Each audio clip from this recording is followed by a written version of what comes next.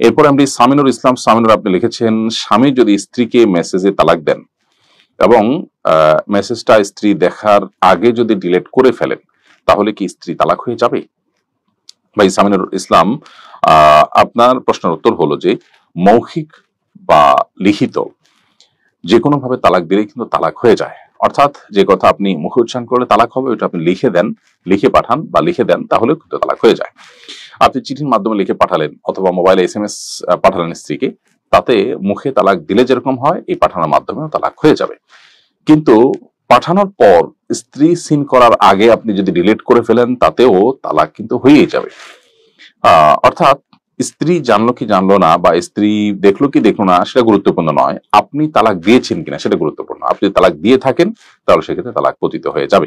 এমনকি যদি সেটা সিন করার আগে ডিলিটও করে ফেলা হয়, খুবই স্পর্শকাতর বিষয়। এই জন্য তালাকের কথা বলবার কিংবা তালাকের কথা লিখে পাঠাবার আগে আমাদেরকে বারবার ভাবতে হবে, সতর্ক থাকতে হবে।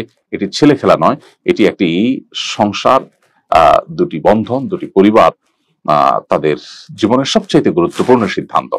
বিধায় এটার আগে বহুবার ভাবতে হবে এবং শান্তভাবে সিদ্ধান্ত নিতে হবে, তা নাহলে আমাদেরকে প্রায়শ্চিত্ত করতে হবে। এবং এক্ষেত্রে আসলে তালাক হয়ে গেলে আর সেটাকে ফেরাবার কোনো সুযোগ থাকে না। সৌদি আরবের সাবেক গ্র্যান্ড মুফতি আব্দুল আজিজ আলে শেখ ইন্তেকাল করেছেন। নতুন গ্র্যান্ড মুফতি হিসেবে মনোনীত হয়েছেন শেখ সালেহ বিন হুমাইদ। এই দুজন সম্পর্কে আপনার অভিব্যক্তি জানতে চাই।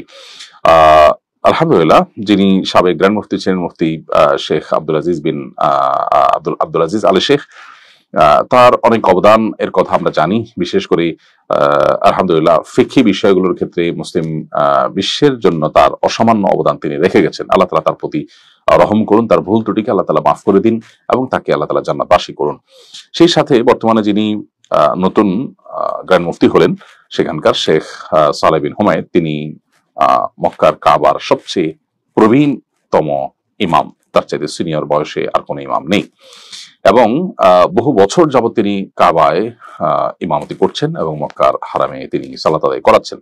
তিনি এর আগে সৌদি আরবের শুরা কাউন্সিলের প্রধান ছিলেন, আর অনেকগুলো গুরুত্বপূর্ণ দায়িত্ব তিনি পালন করেছেন এবং খুবই বিনয়ী, অত্যন্ত ভদ্র একজন মানুষ। তাকে খুব কাছে থেকে দেখবার সুযোগ হয়েছে আমার, আলহামদুলিল্লাহ। বিশেষ করে আমি যখন সৌদি আরবে ইসলামিক সেন্টারে কাজ করি তখন শেখ সালেহ বিন হুমায়দ তিনি আমাদের অফিসে এসেছেন, একটা প্রোগ্রাম করেছেন আমাদের অফিসের পার্শ্ববর্তী মসজিদে। এবং আমার ঠিক যে কর্মস্থল, আমার যে চেম্বার ছিল ঠিক সেখানে তিনি এসেছেন, তার সাথে একটা ভালো সময় কাটাবার সুযোগ আমাদের হয়েছে। এর বাইরেও তাকে আমরা দূর থেকেও দেখেছি, তাতে আমার কাছে মনে হয়েছে খুব যোগ্য এবং খুব উপযুক্ত একজন মানুষকে এই পদটি দেওয়া হয়েছে। তার ইলমি এবং একাডেমিক যোগ্যতা অসামান্য, আবার মানুষ হিসাবেও তিনি অত্যন্ত চমৎকার একজন মানুষ। আমরা দোয়া করি আল্লাহ রাব্বুল আলামিন মুসলিম মিল্লাতের জন্য উপযোগী এবং উপকারী অবস্থান গ্রহণ করবার তৌফিক আল্লাহ তাআলা তাকে দিন, এবং তিনি যেন মুসলিম মিল্লাতের ইলমি খেদমত আগের তার পূর্বসূরি যারা আছেন তাদের চেয়ে আরো বেশি এবং ভালোভাবে করতে পারেন, সেই তৌফিক রব্বুল কারীম তাকে দান করুন। এরপর প্রশ্ন হলো, আমি একজন গণিতের টিচার, 2-4 জন ছাত্রীর বাড়িতে গিয়ে প্রাইভেট পড়াই। এর মধ্যে একজন প্রাপ্তবয়স্ক মেয়েও আছে, তাকে আলাদা পড়াই। সে অবশ্য বোরকা পরিহিত থাকে, এটা কি শরিয়া সমর্থন করে? উত্তর হলো যে পর্দা রক্ষা করে আপনি আপনার শিক্ষার্থীকে পড়াতে পারেন, সেটাতে কোনো অসুবিধা নেই। তবে একটি মেয়েকে আলাদা করে পড়াচ্ছেন, সে আবার প্রাপ্তবয়স্ক বা পর্দার বিধান তার জন্য প্রযোজ্য হয় এরকম, তাহলে এই মেয়েকে পড়ানোর সময় আপনাকে বিশেষভাবে লক্ষ্য করতে হবে যে সে একে তো পর্দার আড়ালে থাকবে, দ্বিতীয় যে নির্জনতা যেন না থাকে। অর্থাৎ একটা কক্ষে শুধুমাত্র এই টিচার এবং শিক্ষার্থী শুধু এরকম যেন না থাকেন। হতে পারে সেটা ড্রয়িং রুমের এমন একটা জায়গায় যে জায়গায় আসলে সবার চলাফেরা আছে, এখানে নির্জনতার বিষয়টা নেই, এবং পাশাপাশি সে পরিপূর্ণ পর্দার মধ্যে থাকবে। আপনি নিজেকে ফিতনা থেকে বাঁচিয়ে রাখতে পারবেন, সে নিশ্চয়তা থাকবে।